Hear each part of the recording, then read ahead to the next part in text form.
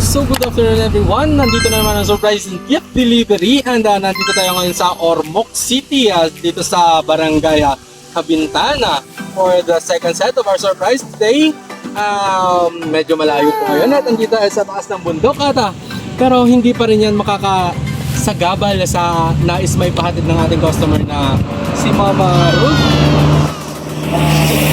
Paano para sa kanyang asawa na si Sir Ede sa kanyang 50th birthday today. So ngayon, maraming salamat po, Ma'am Ruth, for choosing to buy this gift for being a part of your husband's celebration surprise, birthday celebration surprise.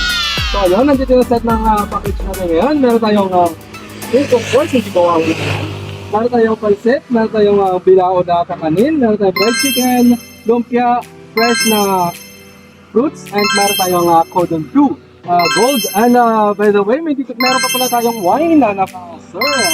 So ayun nandito pa sa loob. May hanap po natin ilabas. At maraming salamat po sa lahat ng sumusuporta sa Surprise Gift Delivery. At sa mga nang-explain po, magpasabay ko na kanila mga matapuhay sa Summer and Leyte. Just contact Surprise Gift Delivery at willing po kayo mag-deliver sa saan mang sulok kayo dito sa Summer and Leyte. Basta sa dito po yung gasolina. Ayun, maraming salamat po. God bless everyone. Keep safe and peace out.